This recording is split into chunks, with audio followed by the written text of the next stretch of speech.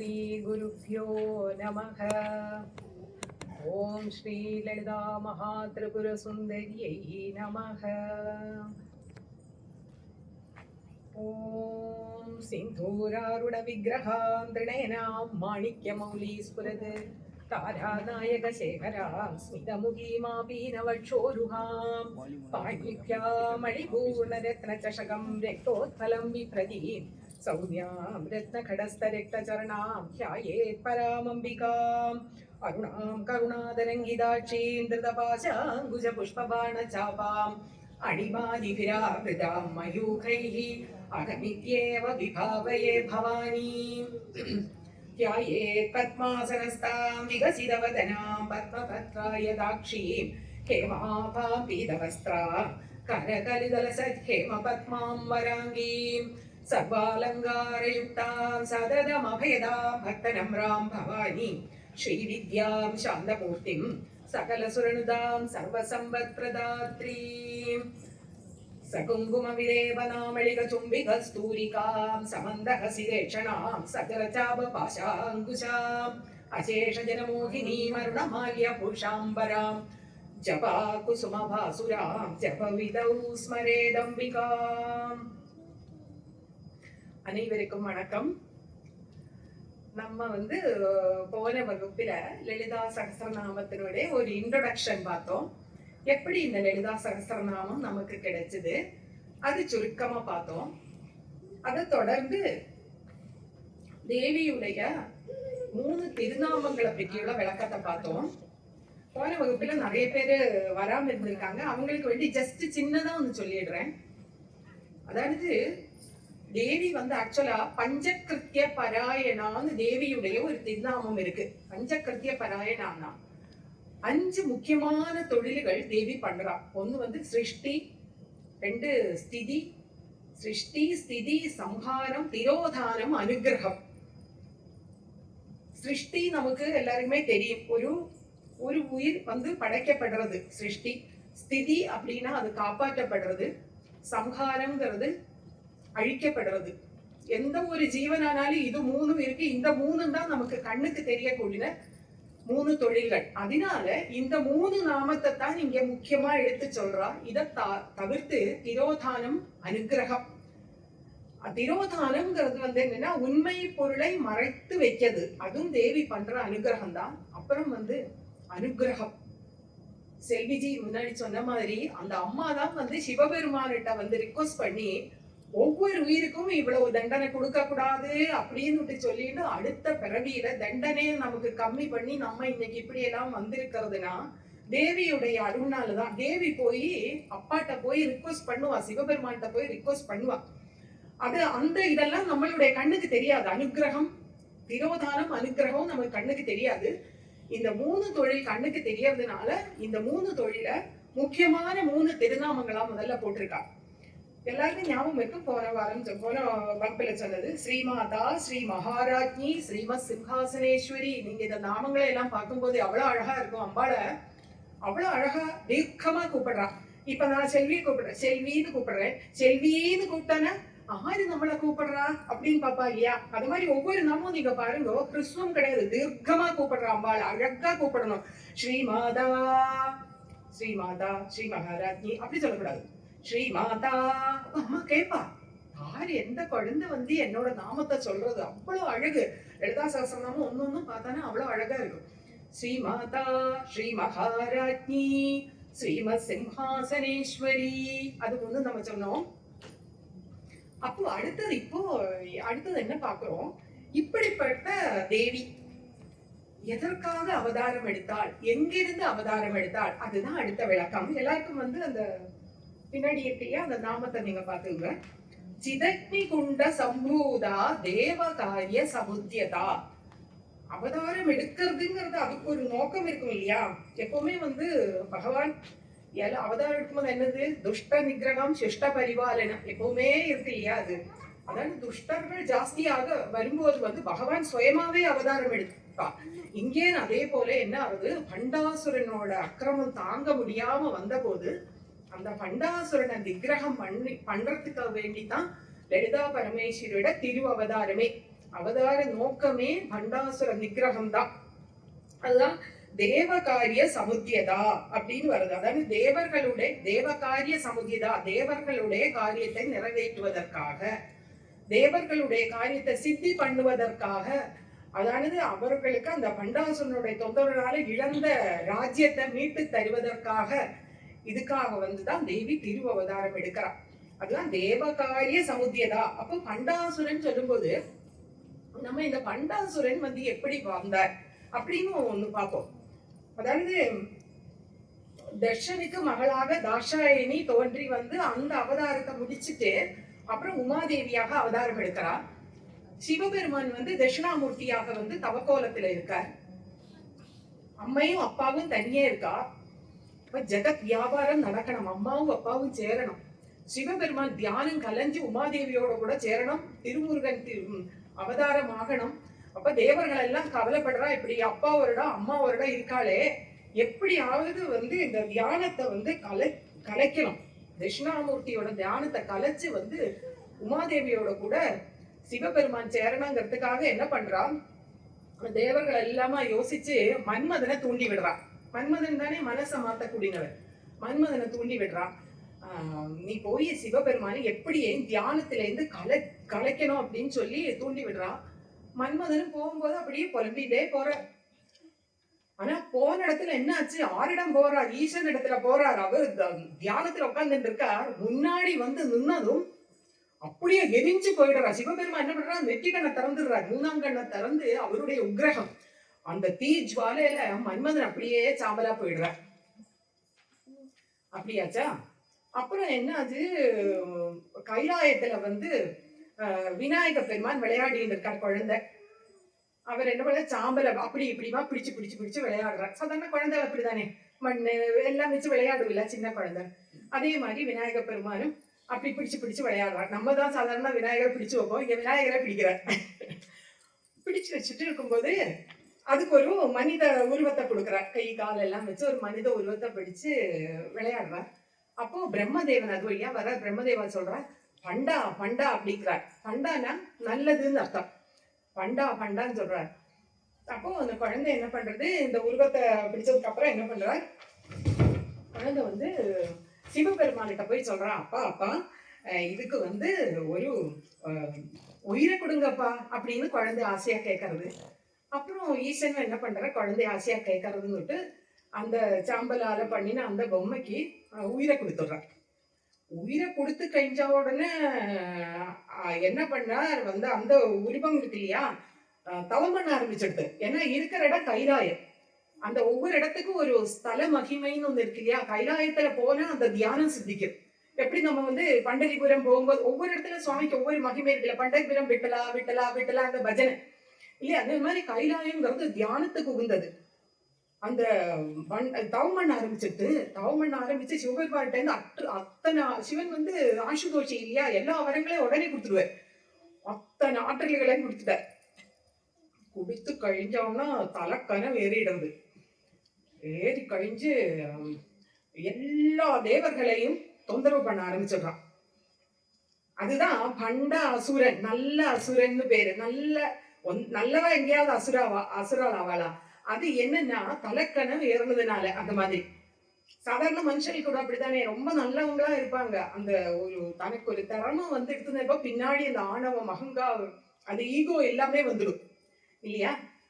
அதுதான் அழிவுக்கே காரணம். அதுதான் நம்ம வந்து அதே மாதிரி பண்டாசுரன். இதுக்குதான் நமக்கு பெரிய மகான்களோட சத்திரம் எல்லாம் நம்ம பார்க்கணும். ஆதிசங்கர பகவத்பாதாள் வந்து சௌந்தரலகிரி ஃபுல்லா எழுதி முடிச்சு கழிச்சு 100 ஸ்லோகம். அந்த கடைசி ஸ்லோகத்துல அவர் சொல்றார், அம்மா இதுல எனக்கு என்ன பெருமை வேண்டி இருக்கு, சௌந்தரலகிரியில் இல்லாத ஒண்ணுமே இல்லை.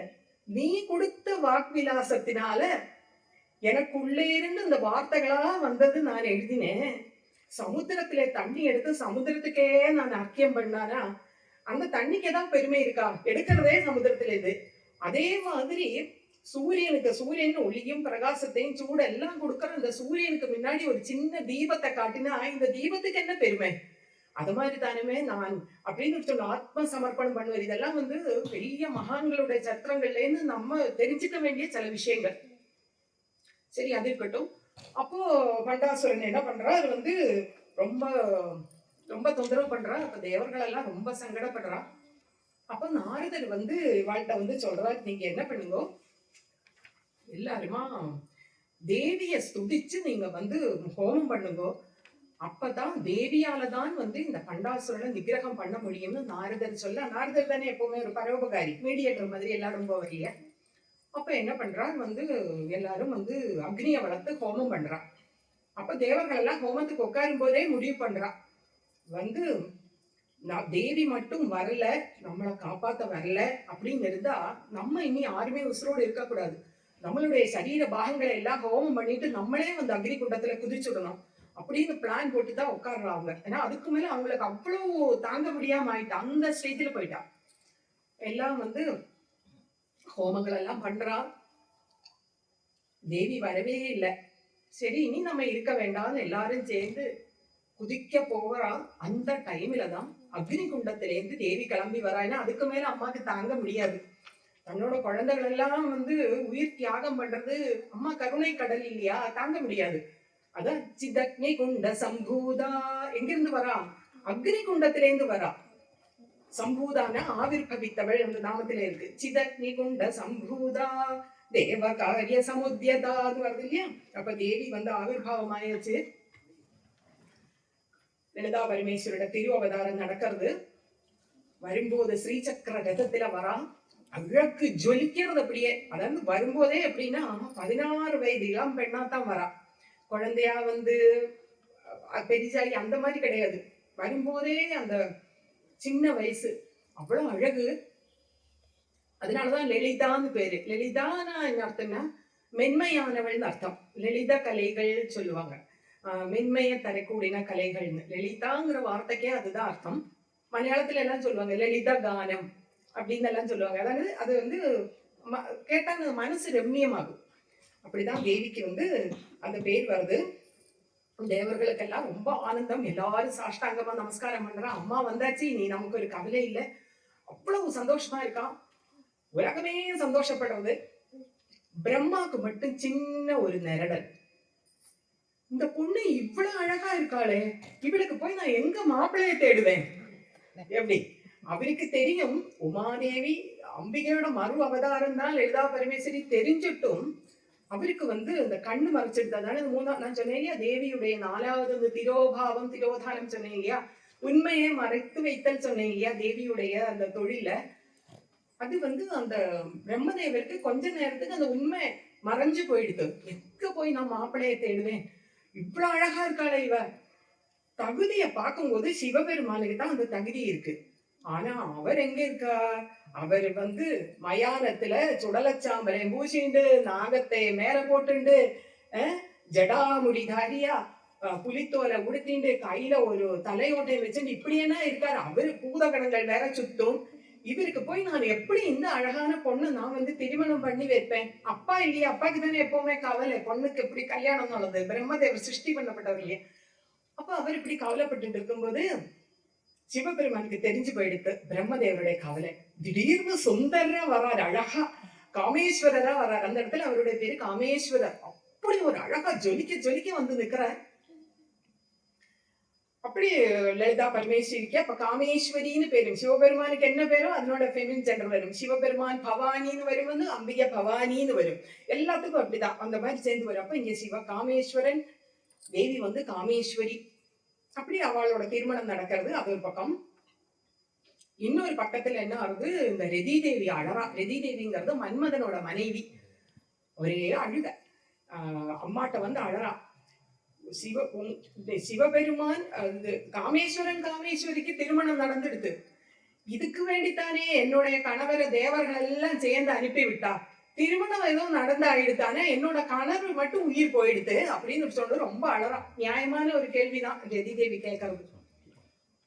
அம்மாக்கு வந்து அது கேட்டவொன்னா சங்கடம் தாங்க முடியல. இந்த ரதி தேவிக்கு எப்படியாவது ஆறுதல் இது பண்ணணும். ஆனா கொடுத்தது தண்டனை கொடுத்தது சிவபெருமான்.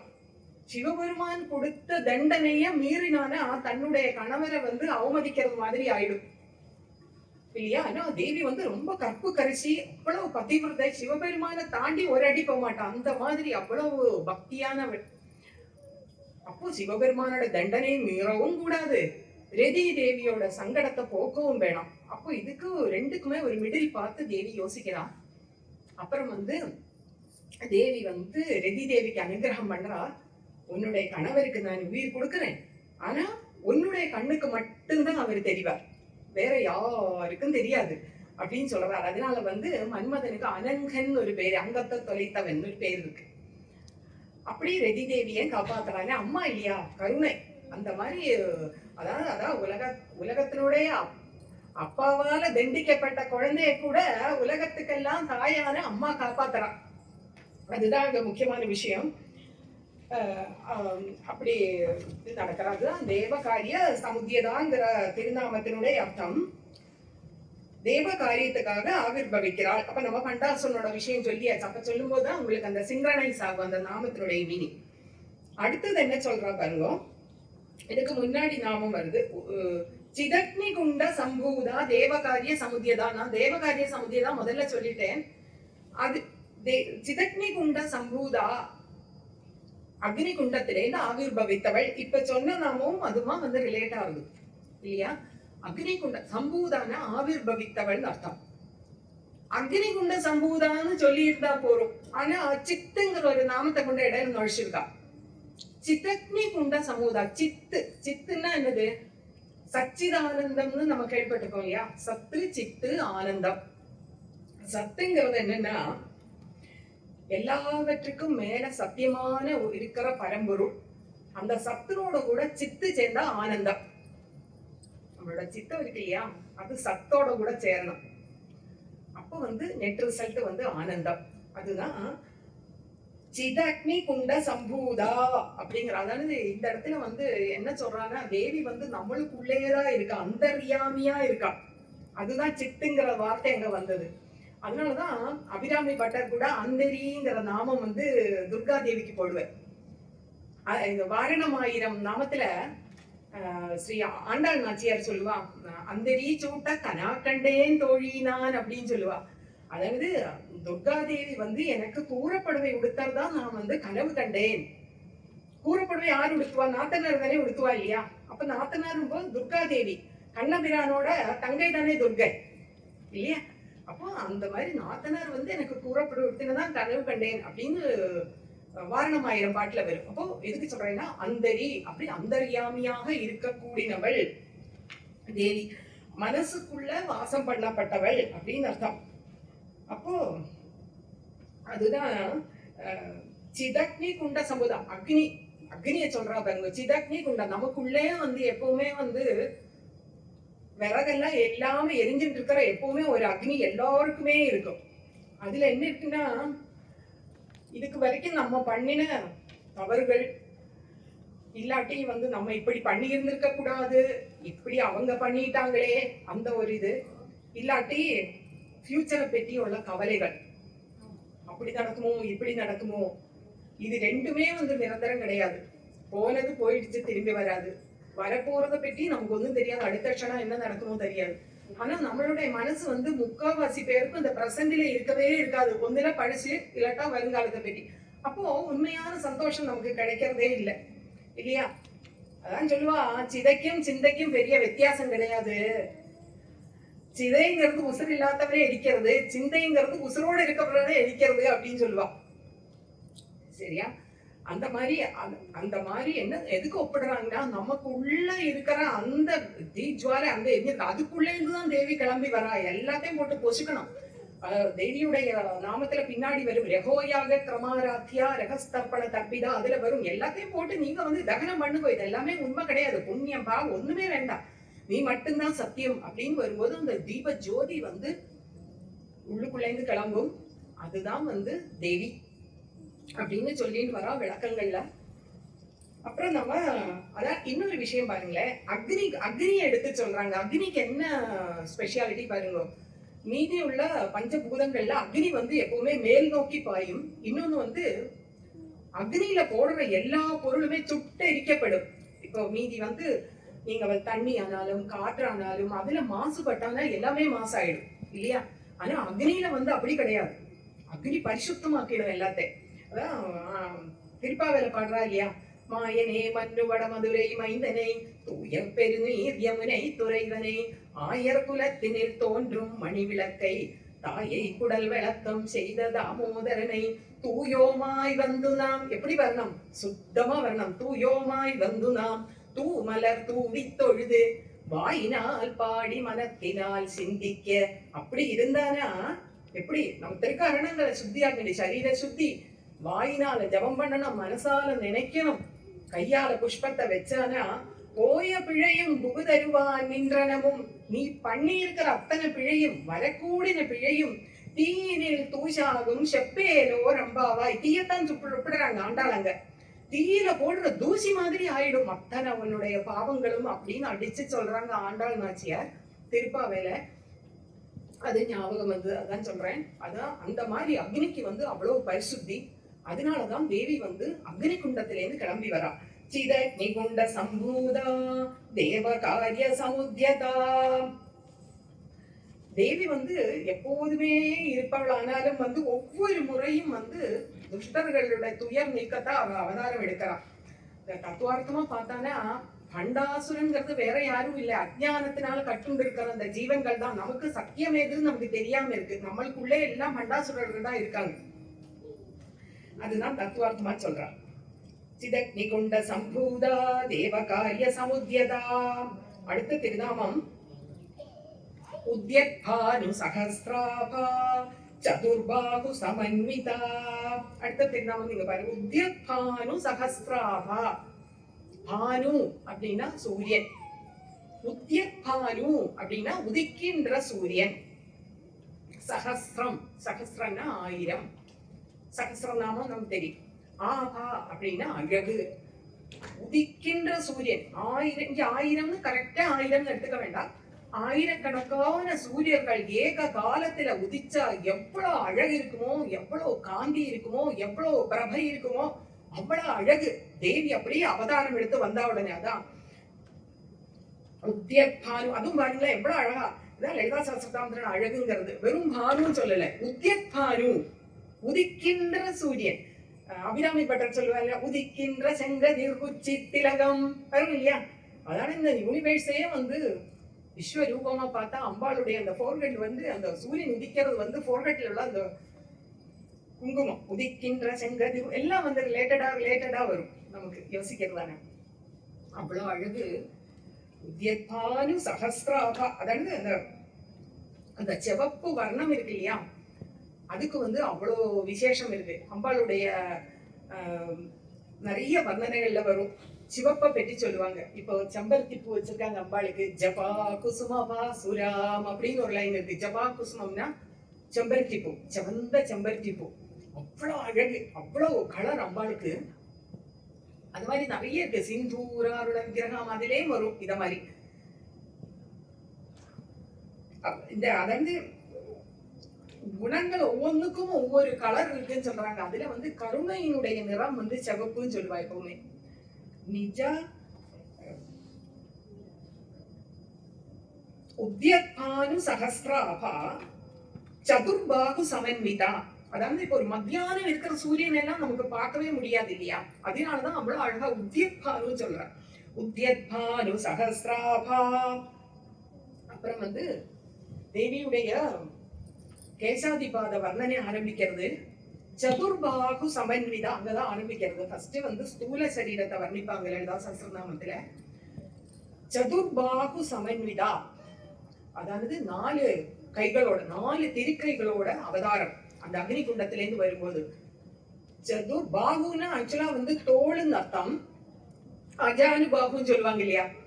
அஜானு பாகுனா ஹைட்டும் வெயிட்டுமா இருக்கிறோம். அவளோட கை வந்து கீழே வந்து ஜானுனா முட்டி வரைக்கும் பிடிக்கிறது. அதனாலதான் ஆஜானு பாகுன்னு பேரு. நம்ம கேஷுவலா பேசும்போது சொல்லுவோம் இல்லையா.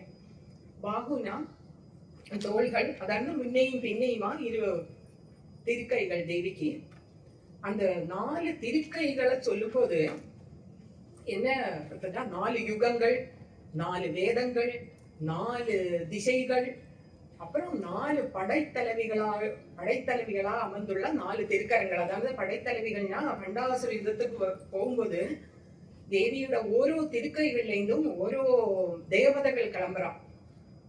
அஸ்வாரூடா, சம்பத்கரி, அது பின்னாடி வரப்பட்ட நாமங்கள்லாம் நிறைய வரும். மந்திரினி, வாராகி, இப்படி ஒவ்வொரு திருக்கரங்கள் ஒவ்வொரு தேவதைக்கு.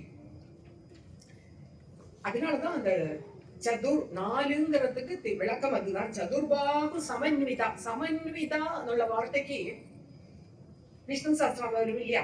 சசங்க சக்கரம் சகிரீட குண்டலம் சபீத வஸ்திரம் சரசீருகேஷணம் சகாரவர்ஷஸ்தலசோபி கௌஸ்துபம் நமாமி விஷ்ணும் சிரசா சதுர்புஜம். இப்ப இந்த ஸ்லோகம் சொல்லும்போது நம்ம என்ன நினைச்சுக்கணும், பகவானை வந்து அப்படியே அந்த கைகள், அவரோட திருக்கைகள் வந்து சங்கு சக்கரம் நல்லா பொருந்தி இருக்கிற கைகள். அதானே சங்கு தனியே, அவரோட கை தனியே இல்லை, சக்கரம் தனியே, கை தனியே இல்லை, இண்டோடு வித்துன்னு சொல்லுவா இல்லையா? இந்த கையில அழகா இருக்கா. தியானம் பண்ணும்போது அப்படி தியானம் பண்ணணும். அது அந்த சாங்கிறத அந்த அழகு, அந்த சேர்ந்து இருக்கிறது. அதே மாதிரி தான் சமன்விதா, சதுர்பாகு சமன்விதா. புரியுறதா எல்லாருக்கும்? அப்புறம் என்ன வருது? ராகஸ்வரூப பாஷாட்டியா. அப்ப திருக்கரங்களை சொல்லிட்டு அப்புறம் என்ன சொல்றான், ஒவ்வொரு திருக்கரங்கள்லயும் என்னெல்லாம் என்ன ஆயுதங்கள் வந்து தேவி வச்சிருக்காங்க. அதுக்குதான் வந்து அந்த படத்தை தேவி லலிதா பரமேஸ்வரன் அந்த பிக்சர் இருக்கு இல்லையா, அதை பாருங்க. அப்படியே பார்த்தாங்கன்னா உங்களுக்கு நல்லா புரியும். ராகஸ்வரூப பாஷாட்யா क्रोधाकारांकुशोज्ज्वला ராகஸ்வரூப பாஷாட்யா. அதாவது தேவியுடைய இடது திருக்கரம், பின் திருக்கரம் இருக்கு இல்லையா, அதுலதான் பாச கயிறு வச்சுட்டு இருக்கா. அப்படி மடிச்சு வச்சுட்டு இருக்கா பாத்திரியா, பாச கயிறு இடது திருக்கரத்துல, மேல் திருக்கரத்துல. அதுதான் அந்த அதாவது ராகஸ்வரூபம் அப்படின்னா ஆசை வடிவான பாசம் அப்படிங்கிற அந்த கயிறை வச்சுட்டு இருக்கா. அந்த பாசக்கயிறு நீங்க பார்த்தானா அதனோட பிடி, அந்த முனை இருக்கு இல்லையா, அது 2 பக்கம் தேவியே வச்சுட்டு இருக்கா. தேவியோட அருள் இல்லாம ஒண்ணுமே நடக்காது.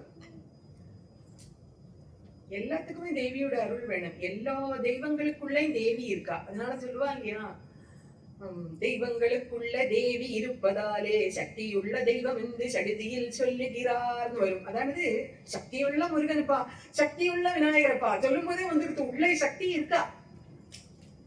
பெரியதா? அதாவது தேவியோட அனுகிரகம் இருந்தா தான் உங்களுக்கு எதுவுமே சீக்கிரம் நடக்கும். அதனாலதான் அந்த பிடிய வந்து தன்னோட கையில வச்சுட்டு இருக்கா. இது வந்து இச்சா சக்தி சொரூபம். இதனுடைய தேவதை வந்து அஸ்வாரூடா.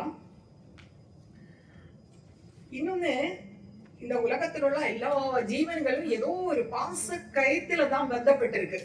ஒத்துக்கொத்து பாசம். இப்ப யாருமே வந்து சுயமா ஒன்னும் வந்து தன்னந்தனியா ஒன்னும் வாழ ஒன்னும் முடியாது. இப்ப நம்ம சாப்பிடுற சாப்பாடுல இருந்து, உடுத்திக்கிற வஸ்திரங்கள்ல இருந்து எதுவுமே நமக்கு யாராவது டிபெண்ட் பண்ணி தானே ஆகிறோம்.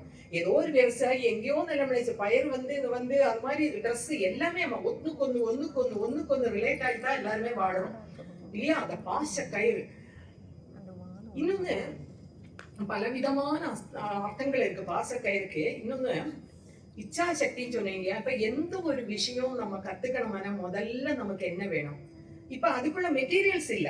இப்ப ஏதோ ஒரு விஷயம் படிக்கணும், இப்ப ஒண்ணு வேண்டாம், லலிதா சஹஸ்ரநாமம் படிக்கணும்னு வச்சுக்கோ. இப்ப முதல்ல நமக்கு வேண்டது புக்கு கிடையாது. என்ன தெரியுமா வேணும்? ஆசை, இச்சா சக்தி. எத்தனை விஷயத்துக்கான முதல்ல வேண்டது ஆசை. அந்த ஆசை வந்தாச்சானா எல்லாமே தானே வந்துடும். புக்கு முதல்ல வந்து ஆசை இல்லைன்னா புக்கு மேலதான் உட்காந்துட்டு இருக்கும் இல்லையா? ஃபர்ஸ்ட் வேண்டது ஆசை. அந்த இச்சாசக்தி வடிவமாக தேவி இருக்கிறார். அதுதான் அந்த அந்த இதனோட சிம்போலிக்கா தான் இந்த திருநாமம் வருது.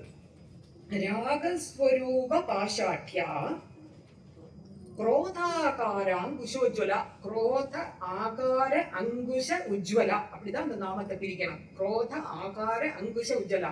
क्रोधம், குரோதம்னா என்னது? குரோதம் அந்த அங்குஷம்னா என்னன்னா, யானை எல்லாம் அடக்கிறதுக்காக உபயோகம் பண்ற ஒரு இன்ஸ்ட்ருமெண்ட் தான் அங்குஷம் சொல்லுவா.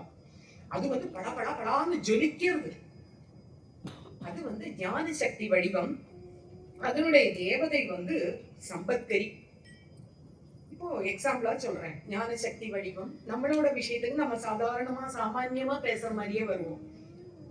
இப்ப வந்து நமக்கு இச்சா சக்தி நம்ம சொன்னோம், ஞான சக்தி அடுத்தது ஒரு வகுப்புக்கு இங்கே வரோம்னு இருக்கட்டும், லலிதா சஹஸ்ரநாமம் கிளாஸுக்கு வரோம். இங்க வந்து நிறைய சத்து விஷயங்கள் எல்லாம் நடக்கிறது. அப்போ வந்து ஆசை வந்துடுது. அப்புறம் வந்து இதே டைம்ல வந்து வேற எதெல்லாமோ வருது, பீச்சுக்கு போகணும், அங்க போகணும், சினிமாவுக்கு போகணும், இல்லைன்னா ஏதோ ஒண்ணு வருது. அப்போ நம்ம என்ன பண்றோம் அந்த டைம்ல? வேண்டாம், இதெல்லாம் வேண்டாம், அங்க போய் ஏதோ நல்ல 4 விஷயங்களை சேர்ந்து சிந்திக்கலாம் அப்படின்னு சொன்ன இந்த ஞானமாகிற அங்குஷத்தினால வேண்டாம்னு வந்து நறுக்கின ஒரே வெட்டு, கொஞ்சம் கொஞ்சமா இல்ல. அதனாலதான் ஜொலிக்கிறா அப்படின்னு சொல்றான். தேவையில்லாத விஷயங்களை நறுக்கின வெட்டிடுறான்.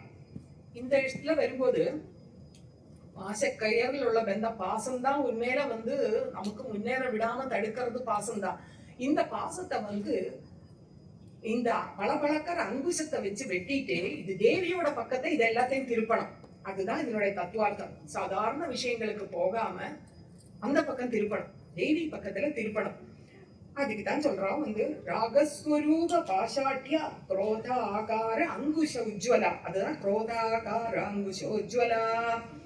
இந்த இது அங்குஷம் எங்க வச்சுருக்கா நீங்க பார்த்தேடா படத்துல வலது பையில மேல் திருக்கரத்துல முதல்ல இடது கை மேல் திருக்கரம், அப்புறம் வலது மேல் திருக்கரம், அப்படி வருது. லலிதா சஹஸ்ரநாமத்தில் எப்பவுமே வந்து ஒரு தேவியோட ஒரு ஸ்தூல ரூப வர்ணனை பண்ணிட்டு அந்த இதுல வந்து தேவி என்ன தரிச்சுட்டு இருக்கா, தேவியோட நாசிகையை வர்ணிப்பா, உடனே வந்து மூக்குத்தியை வர்ணிப்பா, அடுத்த திருநாமம் காதுகளை வர்ணிப்பா, உடனே வந்து அந்த கர்ண ஆபரணங்களை வர்ணிப்பா. எல்லாமே அப்படிதான். அதனால நல்லா இருக்கும், கோர்வையா இருக்கும். நமக்கு அப்படியே மனசுல அப்படி பாவனை பண்ணிக்கிட்டே போகலாம். அவ்வளவு அழகா இருக்கும். அதை அனுபவிச்சு படிச்சா நமக்கு தெரியாது. அடுத்து என்ன சொல்றா, இது குரோதாகாராங்குஷோஜ்வலா. ஆச்சா, அடுத்தது என்ன சொல்றான், மனோரூபேட்சு கோதண்டா பஞ்ச தன்மாத்திர சாயகா. மனோரூபேஷு கோதண்டம். கோதண்டம்ங்கிறது என்னது? வில்லு. கோதண்டராமர் சொல்லுவா இல்லையா? இச்சு கோதண்டம். இச்சு கோதண்டம்னா கரும்பு வில். கரும்பு வில்ல வச்சுருக்கா தேவி இடது திருக்கரத்துல. அது வில்லு. ஏன் கரும்பை போய் வச்சுருக்கா? கரும்புக்கு என்ன ஸ்பெஷாலிட்டின்னா கரும்புக்குள்ள இனிமையா இருக்கும். மனோரூபேட்சு கோதண்டா, மனசாகிற கரும்பு வில்லை. இப்ப மனசு நம்ம எப்படி வச்சுக்கணும்? கரும்பு மாதிரி இனிமையா வச்சுக்கணும். அதுக்காக உள்ள சிம்பாலிக்கா தான் சொல்றான் மனோரூபேட்சு கோதண்டா. மனமாகிற கரும்பு வில்ல தேவி வச்சுட்டு இருக்கா. நம்ம எல்லாரும் மனசை வந்து அவ்வளவு இனிமையா வச்சுக்கணும். அதுவும் அந்த இன்னும் கூட சொன்னா அந்த கரும்பினுடைய அடிபாகம் வந்து இன்னும் இனிமையா இருக்கும். வாழ்க்கையில முதிர்ச்சி அடைய அடைய அடைய ரொம்ப இனிமை ஆயிடுவாங்க, ஆகணும். புரியுதா? அதுதான் மனோரூபேற்று கோதண்டா அந்த திருநாமத்தினோட அர்த்தம். அப்ப தேவியுடைய அதுல இருந்து வர அந்த கோதண்டத்துல இருந்து வரப்பட்ட தேவதா மந்திரினின்னு சொல்லுவாங்க. ராஜமாதங்கி நீங்க கேள்விப்பட்டிருக்கீங்களா? மரகதாசியாமா வர்ணத்துல இருப்பா ராஜமாதங்கி. வீணை கிளி எல்லாம் கையில வச்சிருக்காங்க. வாக் சித்தி கலைகள் இதுக்கெல்லாம் ராஜமாதங்கி தான். ராஜமாதங்கியோட இது இருந்தா பாருங்க, எல்லாருக்கும் தெரிஞ்சிருக்கும் சொல்றேன். அவ்வளவு பிரசித்தம் ராஜமாதங்கி. ராஜமாதங்கி வந்து தேவியுடைய கரும்பு வில்லிலிருந்து வந்தவள். மனசு சம்பந்தப்பட்டமான அந்த மனசுக்கு என்ன கஷ்டம் வேதனை, அது மாதிரி ராஜமாதங்கியோட அனுகிரகமா தான் வாக் திறமையெல்லாம் எங்கேயோ போயிடும். அந்த மாதிரி சக்தி படைத்த தேவதை ராஜமாதங்கி. மனோரூபேட்சு கோதண்டா. அப்போ வில்லு வந்தாச்சு, அப்ப அம்பு வேணும் இல்லையா? பஞ்ச தன்மாத்திர சாயகா. பஞ்ச தன்மாத்திரங்கள் அப்படின்னா என்னன்னா அந்த ஐம்பொறிகளினுடைய தனித்தனியான குணங்கள். அது வந்து பூ அம்புகளா வச்சுருக்கா. அதாவது வலிக்காம பூவால் அடிச்சா அருகே வலிக்குமா? வலிக்காது இல்ல. அந்த மாதிரி நம்மளை துன்புறுத்தாம இந்த மாதிரி ஆரோஸ் போட்டு, அதாவது சொல்றேன் விளக்கம் சொன்னாதான் புரியும். பஞ்ச தன்மாத்திரங்கள்னா ஐம்பொறிகளுடைய 5 குணங்கள் சொன்னீங்க. நான் சப்த ஸ்பர்ஷ ரூப ரச கந்தம். அதாவது நம்ம ஐம்பொறிகள், கண்ணு காது தெரியுங்களா? காது. அப்போ காதினுடைய அந்த கேட்கும் திறன், அந்த கேட்கிற இது. அப்புறம் மூக்கினுடைய அந்த நுகர்றது, கண்ணால அந்த பாக்குறது, நாக்கினால அந்த ருசிக்கிறது, ஸ்பர்ஷம் ஸ்கின்னினால. இதுதான் 5 தன்மாத்திரங்கள். ஐம்பொறிகள் செய்யற அந்த தனித்தனியான குணங்கள். ஐம்பொறிகளோட தனித்தனியான குணங்கள் 5 பூவம்புகளா வச்சுருக்கா தேவி. இதெல்லாம் மனம் மூலம் தான் ஆக்டிவேட் ஆகும் எல்லாமே. இன்னும் கூட நான் சொல்றேன், இன்னும் கூட விளக்கி சொல்றேன். இப்போ ஒரு உடம்பு சரியில்லை, ஒரு ஆளுக்கு உடம்பு சரியில்லைன்னு வச்சுக்கலேன், சர்ஜரிக்காக தேட்டருக்கு கொண்டு போறான். ஏதோ குளோரோஃபார்ம் எல்லாம் கொடுத்து வந்து அவளுக்கு சர்ஜரிக்கு ரெடி ஆகுறான். ரெடி ஆகும்போது அவளுக்கு நினைவே இல்லை, கண்ணு இருக்கு பாக்குறதோ இல்லை, ஸ்கின் இருக்கு, அந்த உணர்வு இருக்கா? இல்ல. காது இருக்கா? கேட்காது. ஒண்ணுமே கேட்காது. இந்த ஐம்பொறிகள் எல்லாமே வந்து அங்க ஸ்தம்பிச்சு போயிடுது. காரணம் என்னன்னா இந்த மனசு இல்லைங்க. ஆனா இதெல்லாம் முடிஞ்சவங்க நார்மலுக்கு வரும்போது கண்ணு காணறது, காது கேட்கறது, எல்லாமே எல்லா ஐம்பொறிகளும் வேலை செய்யறது. புரியுறதா? அப்ப இந்த மனசு மூலம்தான் இந்த ஐம்பொறிகளும் இங்க வேலை செய்யறது. எல்லாமே நம்மளுடைய சரீரத்தில் உள்ளது எல்லாமே அந்த தேவியோட இதுமா சம்பந்தப்படுத்துறாங்க. அதாவது என்ன சொல்றாங்க, இத்தனை விஷயங்களும் நீங்க தேவி சம்பந்தப்பட்டமான விஷயங்கள்ல கொண்டு போகணும். இப்போ ஒண்ணும் வேண்டாம், ஒரு கோவிலுக்கு நம்ம அங்க போறோம், அங்க போயிட்டு பகவானுடைய சந்தனத்தையோ விபூதியோ எடுத்து பூஜிக்கிறோம்.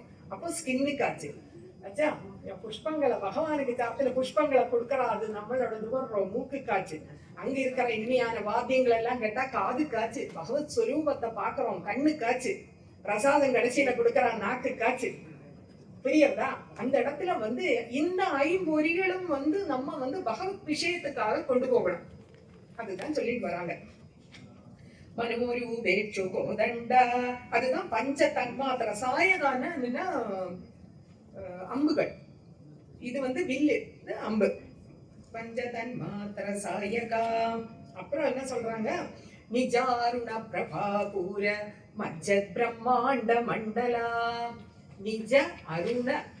நிஜன்னா நம்ம தமிழ்ல உள்ள நிஜம் கிடையாது, சம்ஸ்கிருதத்துல நிஜானா செல்ஃப். அவளுடைய நிஜ அருண, அவளுடைய அருண வர்ணத்துல, நிஜாருண அவளுடைய அந்த அருண வர்ணத்துல, நிஜாருண பிரபாபூர அந்த பிரபையில மச்ச பிரம்மாண்ட மண்டலம், சமஸ்த பிரம்மாண்டங்களும், பூமண்டலம், ஆகாச மண்டலம், நட்சத்திர மண்டலம் எல்லாமே அந்த செக்கச்செவேர்னு அந்த செவந்த வர்ணத்துல அப்படி முங்கி குளிச்செடுத்து. அதான் மஜ்ஜத். மஜ்ஜத்துன்னா முங்கி போயிடுது. தேவி அப்படி அவதாரமாயி வந்தவனா அந்த செவந்த வர்ணம் எல்லா இடம் பரவிடுது. நிஜ அருண பிரபாபூர அந்த பிரபையில மஜ்ஜத். இந்த மாதிரி பல பிரம்மாண்டங்கள் இருக்கு. கோடி கோடி பிரம்மாண்டங்களும் இந்த தேவியுடைய சிவப்பு வர்ணத்துல அப்படியே வந்து அப்படி வந்து முங்கி எடுத்தோம். அதுதான் அதாவது தேவிக்கு வந்து அருணாங்கிற ஒரு திருநாமம் ரொம்ப அழகா சௌந்தரலகிரியில வரும். அது ஞாபகம் வந்தது. அருண வர்ணம், அந்த சூரியனுக்கு முன்னாடி வரும் இல்லையா அருண வர்ணம். எந்த பெயிண்டிங்ல அது கொண்டு வர முடியாது. கவீந்திராணாம் சேதர கமலவன பாலா தவ ருச்சிம். அதாவது ஆதிசங்கர் பகவத் பாதாள எழுதுற கவிகளுடைய மனசு இருக்கு இல்லையா, கவீந்திராணாம் சேதக எப்படி இருக்குன்னா கமல வனம், தாமரை காடு மாதிரி. கமலவன பாலா தவ ருச்சிம் பஜந்தே சந்தக கதிஜித் தருணாமேவ பவதி. அதாவது அந்த தாமரை காடு, அந்த தாமரை அப்படி வட்டா மொட்டா இருக்கும். அந்த சூரியனோட ஒளி விழுந்தா உடனே சூரிய பிரகாசம் வரும்போது அந்த ஒவ்வொரு மொட்டா இப்படி மலரும். மலர்ந்து அந்த சுகந்தம் எல்லா இடமும் வியாபிக்கும். அதே மாதிரி இந்த கவிகளுடைய மனசு இருக்கு இல்லையா, அந்த தேவியுடைய அந்த அருணா தேவியோட சக்தி அப்படி பட்டா உடனே அந்த கவி பாடும் திறன் அவங்களுக்கு மேலோங்கி என்ன ஆகுனா அந்த கிரியேட்டிவிட்டி சொல்லுவாங்க இல்ல, ஒண்ணுக்கு பின் ஒன்னாக. அது ஸ்லோகம் படிக்கிறப்பதான் தெரியும். ஸ்ருங்கார லகரி, அதாவது லகரி லகரி லகர் அப்படின்னா என்னன்னா திறமாலை. சமுத்திரத்திலே அலைகள் மாதிரி, அலைகள் ஓய்வதிலே சொல்ற மாதிரி அலைகள் அப்படி மாதிரி அப்படியே அந்த எண்ணங்கள் அப்படி வந்துட்டே இருக்கும். அப்படி அந்த தேவியுடைய அருள்னால அது வந்து அழகா சங்கர பகவத் பாதாள எழுதிப்பார். அவர் எப்படின்னா விரிஞ்சி பிரேசிய, அவ யாருக்கு ஒப்பாவான்னா சரஸ்வதி தேவியோட வாக்விலாசத்துக்கு ஒப்பான அந்த திறன் வருது தேவியுடைய இதனால. தேவியோட அருள்னால்தான் கிரியேட்டிவிட்டி வரும் இல்லையா. அவளுடைய மனசுக்குள்ள ஒரு பகவான எல்லாரும் வந்து ஒவ்வொருத்தர் ஒவ்வொரு விதமா அனுபவிப்பா இல்லையா. அத்தனை இதுவும் வந்து அவள்கிட்ட இருந்து வருது தானே. ஒவ்வொருத்தர் ஒவ்வொரு விதமா அனுபவிப்பா பகவான இல்லையா. அதாவது அந்த குறையொன்றும் இல்லை மறைமூர்த்தி கண்ணால வரும் இல்லையா. எப்படி பாடுறான் வந்து, நீ எனக்கு அனுகிரகம் பண்ணலாலும் பரவாயில்ல, உன்னுடைய மார்பில மகாலட்சுமி இருக்காளே அவ போரும் எனக்கு. அந்த பாட்டுல ஒரு லைன் வரும் இல்லையா. அப்படி ஒரு விதமான அனுபவம் ஒருத்தர் ஒரு விதமா அனுபவிப்பா. இந்த மாதிரி கவீந்திராணாம் சேதக கமலவன பாலாதவ ருஜிம் भजन्ते ये सन्दः कदिचित्तरुणामेव भवति विरिञ्चि प्रेयस्य अरुणतर शृङ्गारलहरी गभीराभिः वापिः विदधति सतां रञ्जनममी.